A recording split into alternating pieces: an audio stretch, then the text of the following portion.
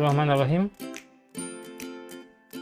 Pada kesempatan ini kita akan coba mengulas tentang access point TP-Link TL-WR841ND, termasuk juga nanti akan kita coba servis beberapa access point karena yang datang ke sini sangat banyak, ada sekitar 15 unit ya. Dan kita coba gali lebih dalam terkait access point ini, termasuk apakah memungkinkan untuk kita upgrade RAM-nya ataupun kapasitas penyimpanannya. Apabila memungkinkan juga akan kita coba ganti firmware-nya menjadi firmware OpenWRT misalnya. Oke, untuk TP-Link TL-WR841ND ini mempunyai dua antena yang bisa dilepas ya, dari istilahnya ND. Dari nama tipenya ND itu, D itu menyatakan bahwa dia bisa dilepas detectable ya antenanya. Kemudian dia mempunyai satu port WAN dan 4 port LAN. Ini ada tombol WPS reset, tombol WiFi on off, dan ini untuk tombol power dan jack adapter. Kita coba buka.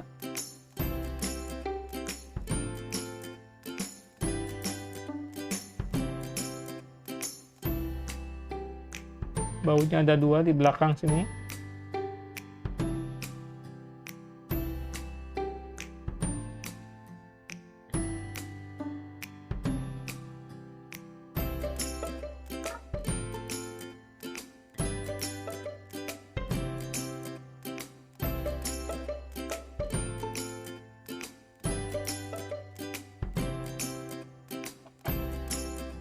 Kemudian kita gunakan alat pembuka.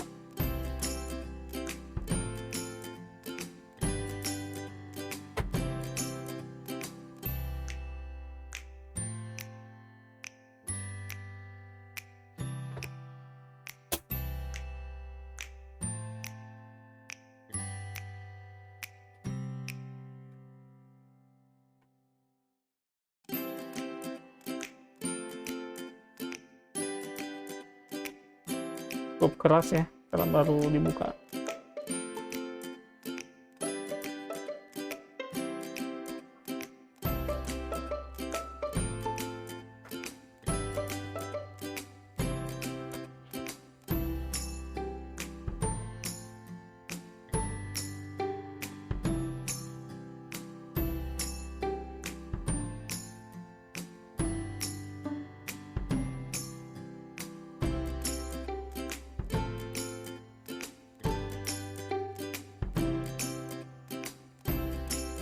Oke,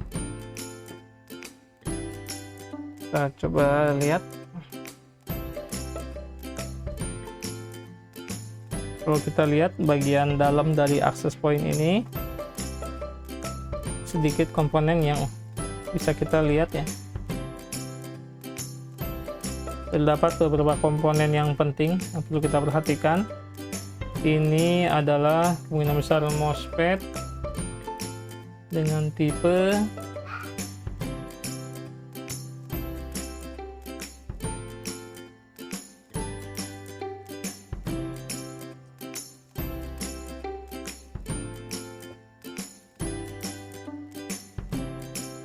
kita cek tipe MOSFET-nya di sini 3502EM. 3502EM ini adalah IC DC to DC book converter ya. Kemudian ini kemungkinan besar RAM dengan tipenya Zentel A3S56D40GTP. Ini RAM DDR 200 MHz dengan kapasitas 256 megabit ya. Megabit ya, B kecil berarti 32 MB RAM. Kemudian sebelah di atasnya ini IC EEPROM MXIC 25L3206, 32 bit berarti dibagi 8, 4 MB ya, 4 MB 4 MB. Dan yang di tengah ini SoC nya ya, KCA 9533 ya.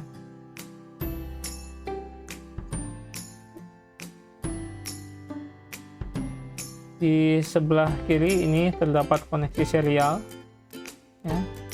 Koneksi serial yang bisa kita lakukan terhadap access point ini.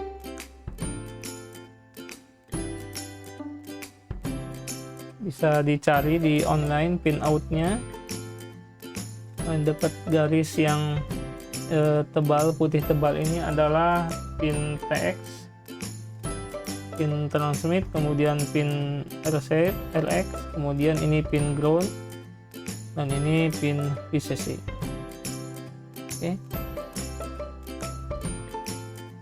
langsung saja kita analisis kerusakan access point ini.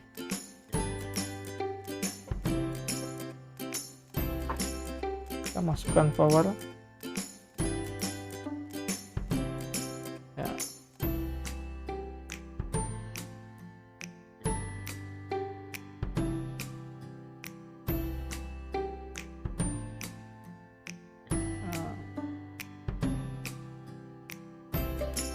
Kadang-kadang lampu indikator menyala, kebanyakan tidak.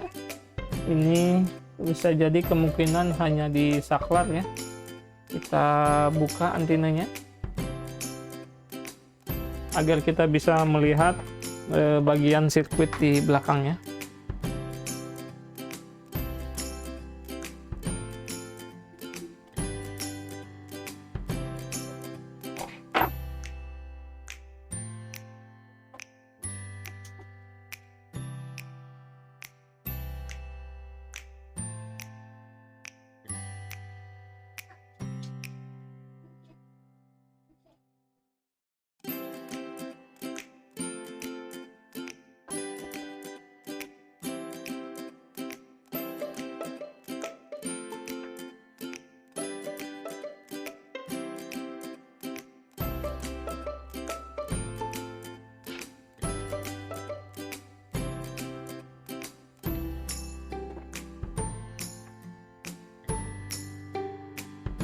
Inilah tampak belakang dari access point ini. Untuk memeriksa saklar, kita cek konektivitas saja menggunakan buzzer atau mode dioda. Yang paling enak mungkin mode buzzer ya.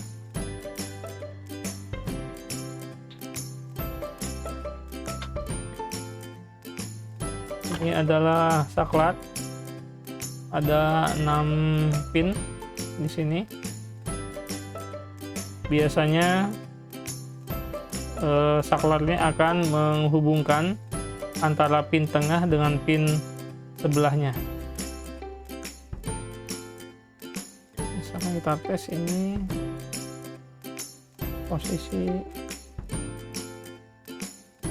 posisi on ya, posisi on.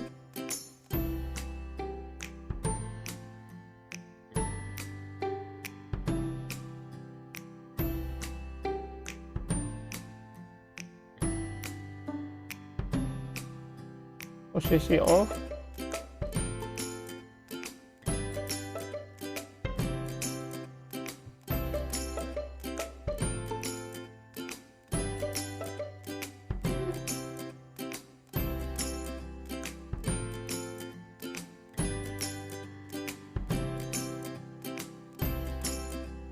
Oke, kemungkinan ini saklarnya. Kita coba tes dengan tegangan.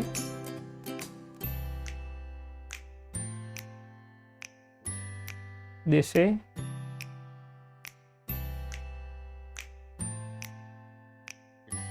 Ini adalah pin adapter masuk, harus ada 9 volt. Oke, ada 9,4. Kemudian kemungkinan besar dia masuk ke tengah. Ya, tegangan ada.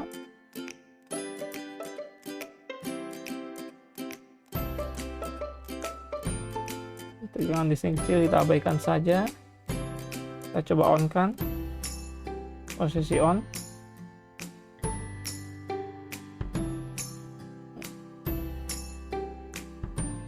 Ya, tegangannya tidak nyebrang ke sini, ada tapi hanya 2, volt.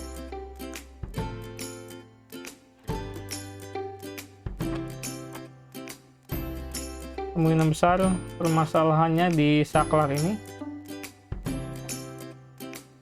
Ini agak, saya tidak punya spare partnya, kita bypass saja. Saklar ini kita bypass saja.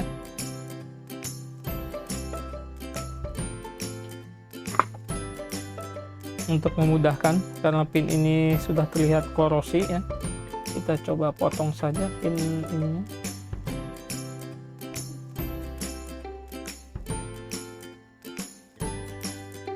Jadi tidak perlu dicabut, kita hubungkan saja. Jadi nantinya si saklar ini sudah tidak berfungsi ya.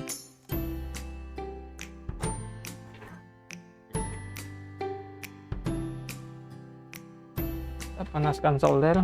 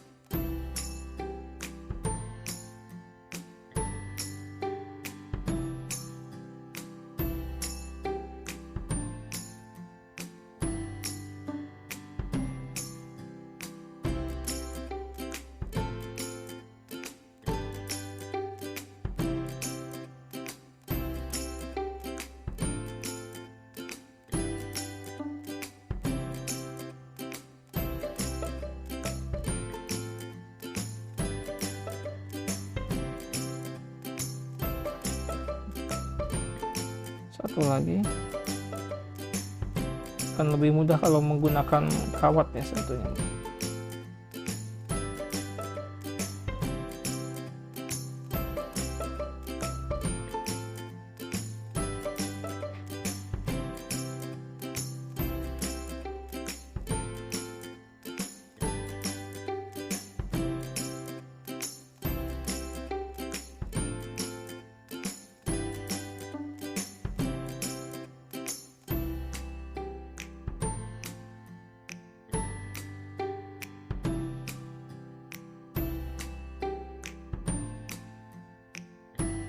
Oke, sudah terhubung.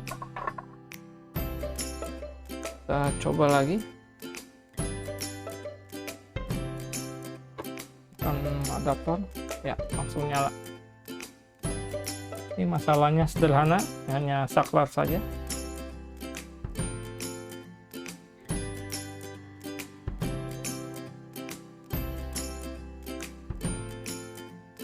Namun apabila kita telusuri lebih lanjut, aliran listrik dari sini DC ini akan masuk ke IC DC to DC buck converter. Kita cek saja. Pas masuk tegangan 9 volt. Ambil titik ground.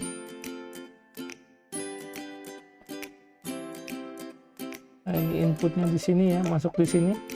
9 volt turun menjadi 8,3. Kemudian harus ada outputnya 3,3 atau 5 volt.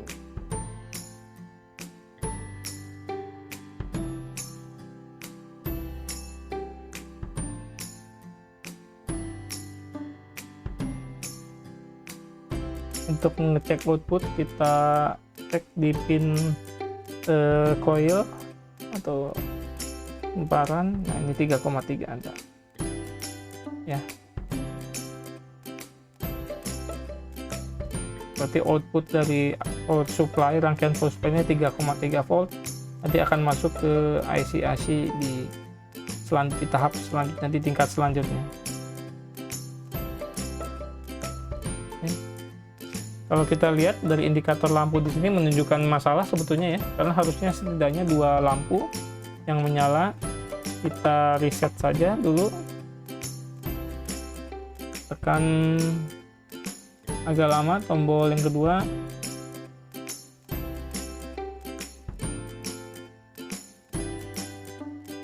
sampai semua lampu menyala. Nah, oke, lepas, kita reset dan kita cek di komputer. Kalau kita lihat di sini di komputer, ini sudah ada DDWRT. Kemungkinan akses point ini sudah di flash ke firmware lain sehingga indikator lampu ini tidak menyala. Kita coba konekkan ke sinyal DDWRT.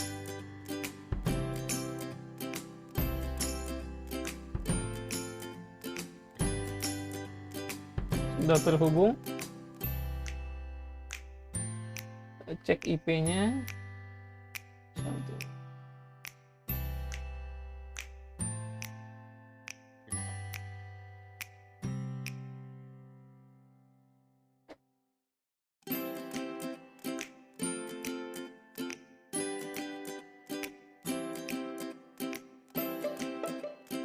Ya, masuk. Kita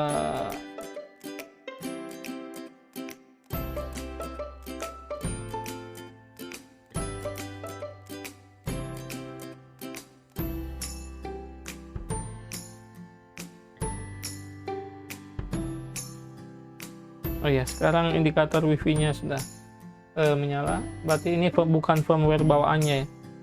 Berarti akan kita coba balikan nanti di video berikutnya. Oke.